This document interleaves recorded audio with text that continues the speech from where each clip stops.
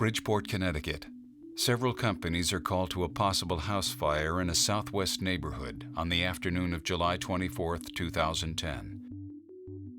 Arriving on the scene, the established incident command reports a 2.5-story wood frame with heavy fire coming from the second floor. Within 5 minutes of arrival, the initial incident command officer advises the dispatcher that the fire has mostly been knocked down. A primary search commences. A team moves to the third floor to check for fire extension. A second hose is established on the third floor when extension is discovered. Smoke and heat conditions change rapidly. Several attempts to contact the crew on the third floor go without response. And then, Mayday. Lieutenant Stephen Velasquez calls a Mayday and reports being trapped on the back stairs. The radio transmission is short, and no acknowledgement of the Mayday is ever made. The incident commander attempts several times unsuccessfully to contact Velasquez over the radio. 3 minutes later, another firefighter calls a second Mayday for a firefighter down on the rear steps. The second Mayday receives no acknowledgement either, but District Chief directs Incident Command to send the RIT team to the rear stairs. 6 minutes after the initial Mayday, Velasquez is found sitting upright but unconscious on the rear stairs and is removed from the building. After Incident Command requests a roll call, another firefighter is found unresponsive and another Mayday call goes out. Firefighter Mitchell Bake is unconscious on the third floor. His pass alarm can be heard over the transmission. Stand by for Mayday. Dispatch acknowledges the Mayday, but sounds the emergency evacuation tones rather than the Mayday tone. Company for command, vacate the building. All companies vacate the building, 41 Elmwood Avenue. Both firefighters are pronounced dead upon arrival at the hospital from asphyxiation and smoke inhalation. Stephen Velasquez, 40 years old, was a 16-year veteran of the department. He was promoted to lieutenant only 5 months prior. He leaves behind a wife and 2 children.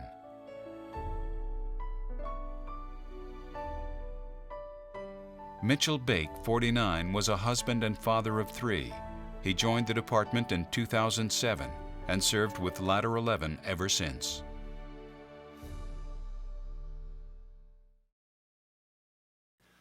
Thanks to the IFF for allowing us, the Bridgeport Fire Department, and Local 834 to come share what happened and what we learned from July 24th, 2010, when we tragically lost 2 of our brothers. To me, it's a routine fire. We go to 2.5 woods all the time. 3 woods is what we do here in New England. And it was just one of those days that Murphy showed up and things went horribly bad. We have about 18 square miles in the city of Bridgeport. We protect about 140,000 people. Our influx during the day is not much higher than that. Very diverse population. Downtown is very small. Most of our work is in private dwellings, 2.5 woods. Most of our mills are vacant, but the city is on a resurgent, as many old cities are. Our department, we have about 250 line personnel, 300 within the department total, 8 firehouses, 9 engine companies, 4 ladder trucks, 1 rescue, and 2 battalion chiefs. And the chief is driven by a lieutenant, which is an aide, and our accountability officer when we go to fires. All the units, except for the rescue company, are staffed with 4 people, both the ladder trucks and the engine companies, and then the rescue company has 5. Setting the stage that day, it's July in New England. It could be 70 degrees, and it could be over 100. And that day happened to be the heat index was over 100 degrees. It was late afternoon. Our shift changes at 4 o'clock, and the job came in at 15:46. So Steve was coming in for his shift, had come in, just before, started drinking his coffee, sitting at his desk, checked his pack, changed his battery in his radio, as did Mitchell. Both got in early for the night shift, and Steve always wore his radio. I think it started when he was in PG County to jump calls, and he did the same working with us in the city of Bridgeport. So when this ticket came in, he had his radio on, and he knew that engine 3 had been prompted by the dispatcher or seen the smoke. I'm not quite sure how that completely went, but he knew that there was a job coming in. So he was already on the mic in the firehouse telling the guys to mount up. So on April 2010, we opened a new communication center, which combined police and fire within the city of Bridgeport. And it civilianized everything, from supervisors to, dispatchers, which created a problem because, it has created somewhat of a problem because it took all of our personnel from the fire department and the police department out of the communications center, helping to make decisions on who should go to what, and kind of how it had been for forever up until this point in April. And as all new agencies have, we've had our problems, and they've had their problems, both fire, police, and within the communications center. As far as also helping to set the stage for that day, the first two companies, when they got on the rigs, it was engine 3 and ladder 5, they were going for an elevator rescue. And as they were getting dressed, they got on the rig, they got redirected to a possible house fire. The fire was 2.5 blocks away from engine 3, from Wood Avenue, from their firehouse. So when they pulled out of quarters, they went down. The fire was free burning pretty good out the one room that it was coming out. So they didn't take a plug on the way in. When they made the street, they stopped short of the front of the building, and ladder 5 went around the block again because they were already on the road and took the front of the structure. So they operated and stretched off tank water and knocked this fire down, I gotta say, probably in seconds. It was a room. It wasn't much more than a room initially, and I want to show you the picture of the structure. In 1 second, you'll agree with me to the point where, obviously, then we had 2 Maydays. Another problem was the first two nozzle firefighter, the backup guys, they pushed into the room. The pressure of the line, or they were moving too quick, or whatever happened. The backup firefighter landed on the nozzle firefighter and spiral fractured his ankle, or his lower leg. So they got the fire knocked down. The backup guy stayed as the nozzle firefighter of that first new engine company, hobbled his way out and was able to get into the ambulance as the fire moved on, because it took a couple minutes for the first ambulance to get there. That's actually the building. The building that was in the video showing all that heavy fire in the rear, it was not this building. It was a job from our city, but it wasn't this building. There was no fire in the rear of the structure where they found Lieutenant Velasquez, and then where they evacuated both him and firefighter Bake. As you can see from that picture right there, to us, this is a routine fire. It was a room on the second floor, in the front. It's not a difficult stretch. It's 150 feet off the rig, if that. So the first hand line that made the push, they ran water for 10, 15 seconds, knocked it down, and then as the truck got there, they started opening up. It was a 2.5 wood, 2-family home with a finished attic. The finished attic both helped and hurt as this fire. It hurt initially as this fire went on, but then in my opinion, it did help firefighter Bake from getting burned later into the incident when he was trapped on the 3rd floor. The attic was finished. It had a rear stairwell. The only access to the attic was a rear stairwell that was probably 30 inches wide. It wasn't very big. It had a landing. It came up and around. To stretch to the 3rd floor, it was a tough stretch. You had to come up to the 2nd floor, go all the way through the 2nd floor, up the rear stairs, and then come all the way back to the front where this fire ended up being trapped in a knee wall after it had extended from that AB corner. The building was 25 by 40. Exposures on the B and D side. They didn't get involved. The building was the original fire building was the only building that we had fire in that day. I was looking on the 2nd floor in that corner, and it did extend and then significantly extend as the fire went on. When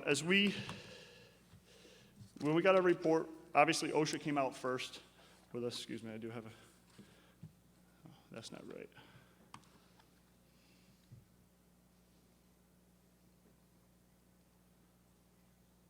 I'm sorry. We're missing a few slides, so I'll just talk about it. I'll put the structure back up for us. Go back to the picture of the house, please, just the structure. And I'm going to give you a quick timeline on the fire. I apologize, you don't have the picture, so you can't see how the smoke and the fire extended. But I'll give you a quick timeline. 1546 is when the job came in.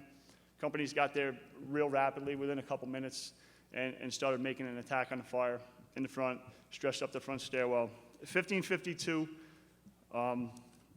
the original incident, or the chief got on scene after the captain of Engine 3 had reported heavy fire on the second floor.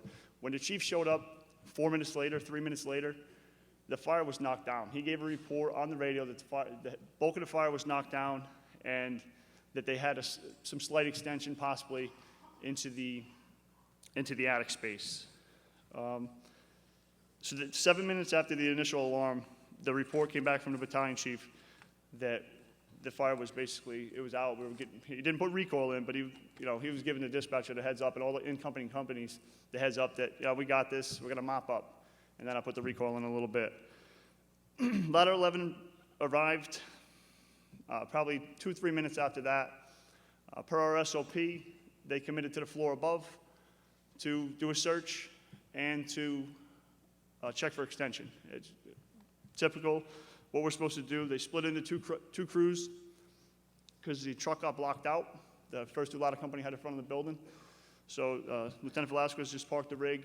The chauffeur and the irons guy went together. They went to the fire floor to check in and make sure they didn't need help opening up. And Lieutenant Velasquez and firefighter Bake went to the third floor to start operating and do a search. When they got to the third floor, it looked like this room. They didn't have their mask on. There was no smoke in the area. And they did a quick search, blew through the area, and then obviously popped a few holes. At 16:04, a few minutes after that, Stevie called the IC, and the chief didn't answer him. 3 minutes later, he did call again. They were operating. I believe Engine 4 was stretching a backup line that ended up going to the third floor. Engine 1 started helping out. With the heat, guys started burning out the heat of the day, and it being, the end of the day, 4 o'clock in the afternoon, guys started burning out pretty rapidly from wearing their gear and everything.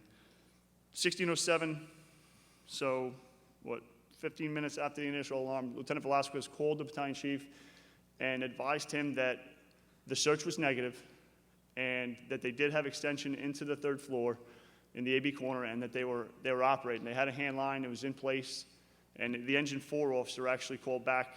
The chief didn't hear the full message, so Engine 4 called back and stated that they were in operation on the third floor. So Steve went back to work opening it up, because initially they opened up and he stopped them because they didn't have a hand line in place, as any truck officer would, and then they moved on to start opening it up, trying to get this fire. The line come up short. They made about 12 feet into the attic, and they probably needed another 15, 20 feet of hose to make that front room, because the front of the house, there's 2 gables on each side. There was a wall that ran across, and it had a door in it for a bedroom in the front of that third floor. So 16:07, 16:09, Lieutenant Velasquez called the chief again and didn't get an answer. 16:10, the chief now, I'm sure, is watching the building and says, maybe I should call and find out what's going on. He said he had a line in operation. He was operating. It's Steve. I'll give him a heads up, see what's going on. Tell him it's starting to look pretty bad outside. And the building was starting to push really good in the front of the building. Steve responded, but there was no message. And when I get into what we learned from the job, I'll talk real quickly on our communications and how it was set up when the new dispatch center opened, which may have hurt or could have been a problem of why Steve's messages and Lieutenant Velasquez's messages and the chief weren't really connecting that day. At 16:13, Lieutenant Velasquez gave a Mayday. It lasted 3 seconds, and he didn't give his unit designation. He didn't give everything we try to teach in giving a Mayday. He needed to get it out, and he got it out fast. He said, ladder 11, Mayday, Mayday, Mayday, ladder 11, we're trapped in the third floor in the rear stairwell. And it went unanswered. That was the only Mayday that was given by Lieutenant Velasquez that we know of. 16:14, The chief is now, again, looking at the front of this building and calls Steve again. No response. Again, with the radios, you never know. We know, we had a class this week, we know how difficult it is sometimes to communicate on the radio. But the chief doesn't know that Lieutenant Velasquez is trapped with anybody other than himself. He doesn't know anything that's going on in the rear of the structure.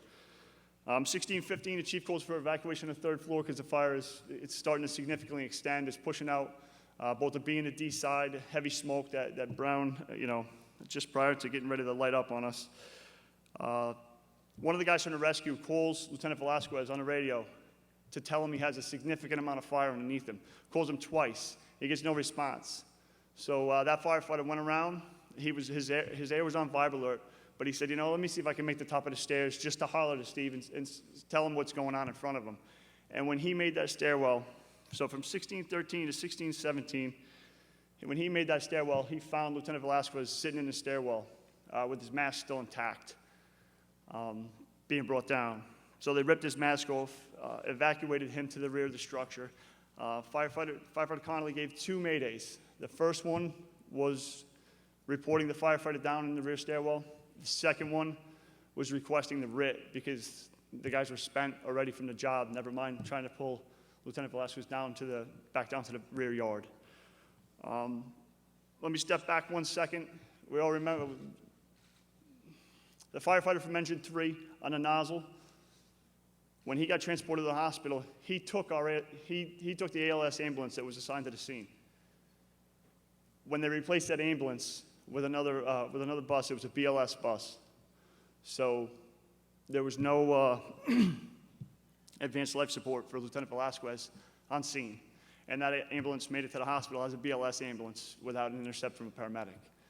So they did what they could for Steve, and then got him to the hospital. At this point, the irons guy from Ladder 11 and the chauffeur were out changing their bottles. He comes around, sees his officer being worked on and them doing CPR on him. He somewhat took the role of the accountability of the crew.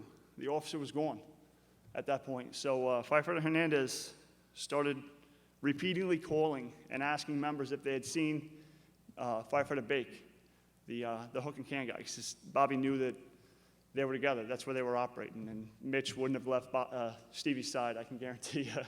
So he figured something was wrong.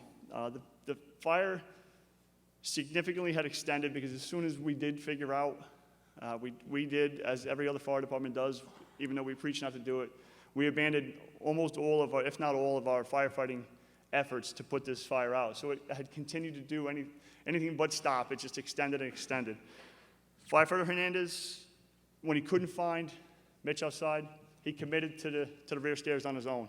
He masked up and went to the third floor.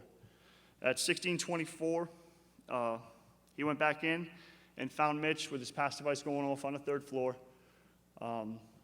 somewhat wound up in a hose line between a couch and a wall. He also gave 2 Maydays. And again, during all this, again, the chief is trying to evacuate the building because the fire is now it's the front slide of this presentation is blowing through the roof in the front. There was a wall, and I think that's what protected them from much of the heat, but I'm sure they were both still taking a pretty good beating up there. He found Mitch unconscious with pass device going off with his mask dislodged. It took 3 minutes. The chief is not in the radio transmissions, but as soon as he started to hear those, he dispatched a writ again to make the removal of Firefighter Bake. Within 3 minutes, they were there. He was on the radio saying that they were with Firefighter Bake on the third floor, and they were moving him to the second. It took them 7 minutes to get him to the second floor, and it took them 9 minutes to get out of the building. Firefighter Bake was a big guy, but you got to figure, too, we were coming downstairs, so for sure it was better than trying to pull him out of a basement. But the members did get him out, and there was an ALS ambulance on scene. Again, there were a lot of injuries. You see in the video, IVs. There was one guy that took, I think, 4 bags of fluid after operating and trying to rescue and move lines and do everything he could. So that's kind of what happened that day in the building in a nutshell. When we got our report from both OSHA and NIOSH, I'll hit what we've changed, and I hope that you can look at your departments and say, maybe we have that problem too. So OSHA hit us a lot of SCBA fit testing, wellness, physicals. We've addressed all that with policy and with the training division. Our problem was that we were going for a medical evaluation, and our fit testing was further down the road when they wanted them or need them to happen at the same time. So that's been addressed. And all of these things with OSHA were addressed prior to NIOSH coming out. The NIOSH report stated air management training, and I ensure the use of the SCB in the IDLH atmosphere. That came from interviews of speaking with guys and saying, oh, yeah, we take our mask off, when the fire's out and we can breathe, we take our mask off. We've implemented to meter after the structure fire now, because that's how it was. There was no fire, you conserved your air, air was precious. Now there's a safety officer or one of the company officers grabs a 4-gas meter, and until it's below the limits, we leave our masks on and we operate. Wellness program, we have a wellness program. It's not enforced within our department. It's a volunteer thing. We've had it since 2005. We received a grant, and they put fitness equipment in all 8 stations. It's maintained by the city, by the department through a contract. So it's there. Again, it's just one of those things that hasn't been forced upon the members. Communications. This was obviously, listening to me talk a little bit about it, was one of the biggest problems. Hearing things, not hearing things, making communications and not getting a response. The radio system, the fireground channel when it was set up, was put on a repeater, which became a significant problem, or has been a significant problem throughout the country in setting up radio systems, and that's how it was set up. Since then, it was changed. It's been changed. The channel 1, which is our main dispatch channel, has become the repeated channel, and our fireground channel is now unrepeated, and it just operates on the scene. Our man down button was on our handset, which is buried under our coat, and our handy-talkie didn't have it. Our mic didn't have it. All the radios have been retrofitted, and they've instituted training on using the Mayday button and trying to educate guys on how the dispatch center is going to see it. If you put your man down button, it comes across one of their 3 big, huge screens that they sit at when they're dispatching. The ECC took dispatchers from the police department, took dispatchers from the fire department, and put civilian supervisors in. There was a limited amount of training when these people came into that center on what we actually do in the fire department and what they actually do in the police department. Unless you were one of those 2 dispatchers, you knew that side of the dispatch and how it went. The training division has been tasked and has set up a PowerPoint, and all members that are there and all new members will now be trained by our fire department, our training division, to ensure they understand what a truck, a rescue, an engine, what they all do, what the responsibilities of a battalion chief are, and kind of who's in charge, and give them the lay of the land so that they can better protect us as we're responding, and hopefully they can be that flow of information for us.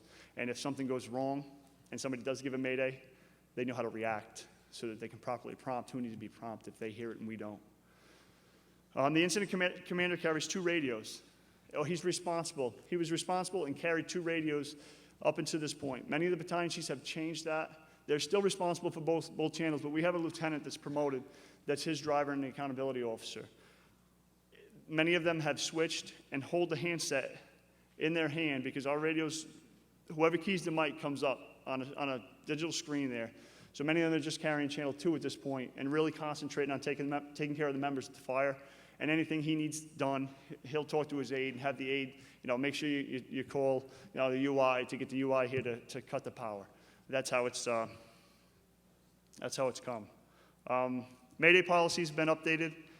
The multiple ways of transmitting, both our Mayday policy over the radio and transmitting it through the button. And they've instituted man-down drills for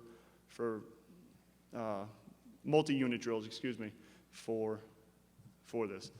All right, they've reinstituted the RIT policy, which stated that the 4th engine was RIT. The 4th engine is RIT. It has not moved from that position at this point. And again, it's in conjunction. They've started training in conjunction with the man-down button and the multi-unit drills with that RIT also. We've implemented a safety officer on scene, on duty, nights and weekends. The training division is still responsible for it during the day, but now at every box alarm that involves a chief, there is also a safety officer that is coming to the scene with us, responding. All right, and then we talked briefly about accountability and how it's been taken care of. The accountability that day was reasonable in my opinion. But again, the chief needed to be on top of it a little bit more and understand, and it's a very, very difficult job to be in that position. I'd like to thank you from the Bridgeport Fire Department. Lieutenant Velasquez, the last thing I'd like to say is when he became an officer and we cleaned out his stuff, he had a stack of NIOSH reports that were that thick in his locker. And I know personally that he would want you to learn from what happened to him and Mitch would too, at this fire so that you can try not to make the same mistakes. So thank you very much.